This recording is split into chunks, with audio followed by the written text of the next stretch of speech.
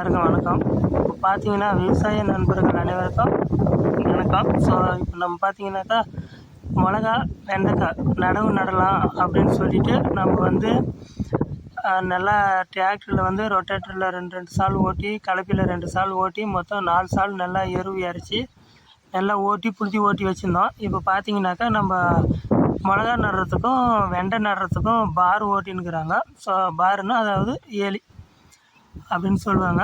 So அது வந்து மஞ்சி ஓட்டுறாங்க.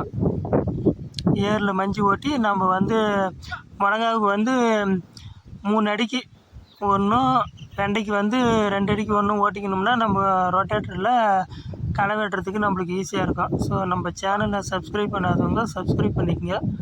விவசாயத்தை லைக் பண்ணுறவங்க லைக் பண்ணுங்கள், ஷேர் பண்ணுங்கள், சப்ஸ்கிரைப் பண்ணுங்கள்.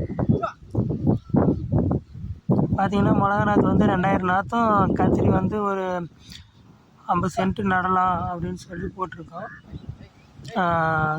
நான் வாங்கின்னு வந்துட்டு எப்படி நடுறதுன்னு காட்டுறேன்.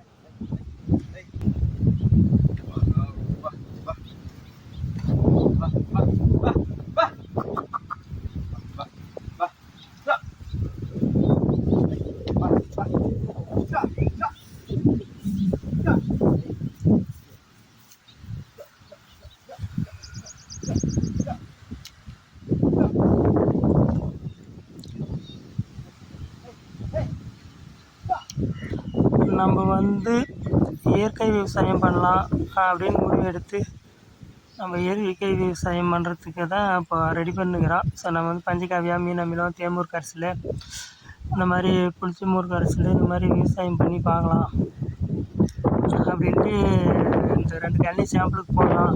வந்து 2 ஏக்கரை பருத்தி போட்டிருக்கோம். ஸோ அது எப்படின்றது வீடியோ நான் அப்லோட் பண்ணுறோம். நாங்கள் மிளகா நடவுக்கு 2000 நாற்று வாங்கின்னு வந்துட்டுக்கிறோம். மிளகா நாற்று வந்து இப்போது மஞ்சி ஓட்டிட்டாங்கன்னா நம்ம வந்து இது வந்து 5 தான் பிரித்து நம்ம தண்ணி பாய்க்கிற மாதிரி ரெடி பண்ணி போட்டுக்கணும். சரிங்களா? பாருங்கள், இப்போ இது வந்து சென்டரில் வர்றது காவா தண்ணி பாய்ச்சி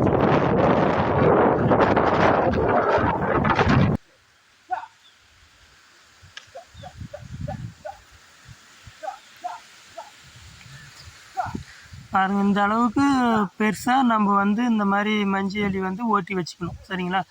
ஓட்டி வச்சிட்டோம்னாக்கா இதில் நம்ம வந்து பார்த்திங்கன்னா இந்த ஓரம் வந்து இந்த வேறப்பு ஓரம் ஒரு காவாவும், அந்த லாஸ்ட்டு வேறப்பு ஓரம் ஒரு காவாவும் போட்டு சென்டரில் வந்து மஞ்சி எலி போட்டு அப்படியே தண்ணி பாய்ச்சிட்டு அதுக்கப்புறமா மிளகா நாற்று வந்து 3 அடிக்கு ஒன்று நட்டுக்கலாம். நல்லா காற்றோட்டமாக நல்லா விசாலமாக இருந்துச்சுனாக்கா மிளகா வந்து நல்லா காப்பு வரும், நிறைய நோயும் அதிகமாக தாக்காது. ஓகே ஃப்ரெண்ட்ஸ், நம்ம இது மஞ்சி எலியெல்லாம் சரி பண்ணிவிட்டு மிளகா நாற்று நடும்போது உங்களுக்கு அதையும் காட்டுறேன். நல்லா ரெடி பண்ணிட்டோம். இப்போ இது ரெடி பண்ணிவிட்டு நம்ம அவ்வளோதான், அப்படியே மிளகா நாற்று நட வேண்டியது தான். ஓகே ஃப்ரெண்ட்ஸ், இப்போ பார்த்தீங்கன்னாக்கா நம்ம நிலத்துல வந்து நம்ம ஏலி வந்து பார் ஓட்டியாச்சு. ஸோ இப்போ பார்த்தீங்கன்னா பார் ஓட்டிட்டு இப்போ நம்ம வந்து 3 ஏலியாக, அதாவது 3 காவாயாக தண்ணி பாசுகிற மாதிரி நம்ம வந்து சரி பண்ணிவிட்டு இது எல்லாத்தையும் ஏர் போடணும். சரிங்களா? எப்படி போடணும் இங்கே பார்த்தீங்களா? இது வந்து காவா, இது மாதிரி காவா ஏறி போட்டு அதுக்கப்புறமா அப்படியே 3 ஏலி தண்ணி பாசுகிற மாதிரி நம்ம வந்து மஞ்சி வந்து ஏர் போடணும். அது ஏர் போட்டு அப்படியே தண்ணி விட்டு அப்படியே மிளகா நாற்று நட வேண்டியது தான். பார்த்தீங்களா? இந்த மாதிரி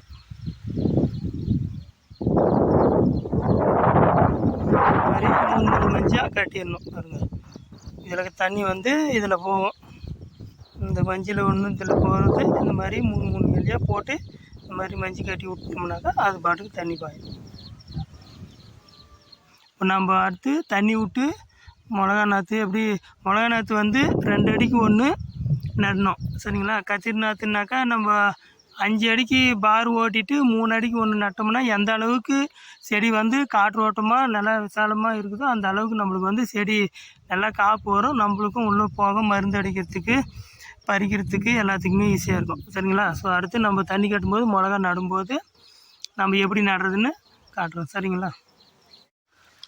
ஓகே ஃப்ரெண்ட்ஸ், இப்போ பார்த்தீங்கன்னாக்கா நம்ம வந்து முன்னெல்லாம் உழவு ஓட்டி பாரெல்லாம் ஓட்டி எல்லாம் சரி பண்ணிவிட்டு இப்போ பார்த்தீங்கன்னா நம்ம மிளகா நாற்று வந்து நட்டுனுக்குறோம் சரிங்களா. எப்படி நடுறதுனாக்கா 2 அடிக்கு ஒரு நாற்று அளவு சரிங்களா. பார் வந்து 3 அடிக்கு 1 கேப்பு விட்டு மஞ்சி ஓட்டி நடுறோம். 2 அடிக்கு ஒரு நாற்று நம்ம வந்து கரெக்டாக நட்டோம்னாக்கா கொஞ்சம் காற்று ஓட்டமாக நல்லா விசாலமாக இருந்துச்சுனாக்கா நம்ம மிளகா பறிக்கிறதுக்கும் நல்லா செடியும் நல்லா வளரும். ஸோ நல்லா ஹெல்த்தியாக இருக்கும். பாருங்கள் இப்போ நம்ம மிளகா வந்து நடவு நட்டுருக்கோம்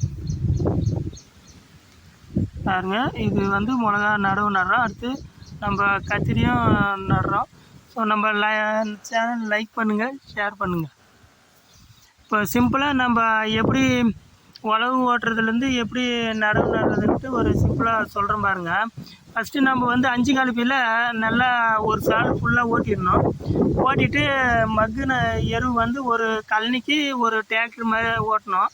ஒரு டிராக்டர் தான் இருக்குது, அது எவ்வளோ என்னன்னு தெரியல.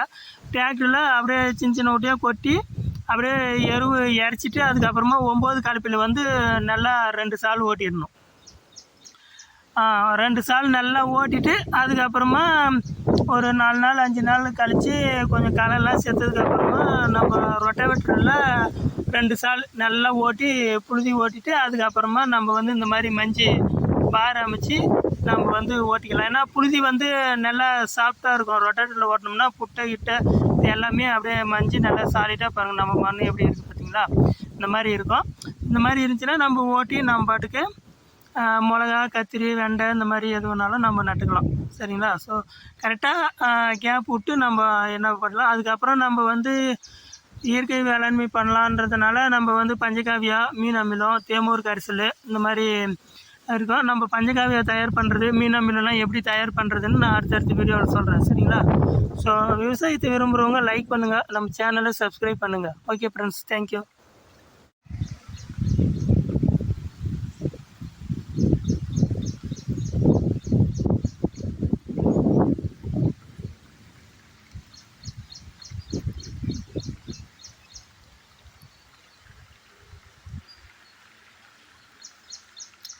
இப்போ நீங்கள் வந்து நம்ம விவசாயத்தை பொறுத்த வரைக்கும் நம்ம வந்து கூலி ஆள் எந்த அளவுக்கு வைக்காமல் நாமளே முடிஞ்ச அளவுக்கு வேலை செய்கிறோமோ அந்த அளவுக்கு நல்லது. ஏன்னா இப்போ பார்த்தீங்கன்னா கூலி ஆளுங்க வந்து நிறைய கிடைக்கிறதில்ல.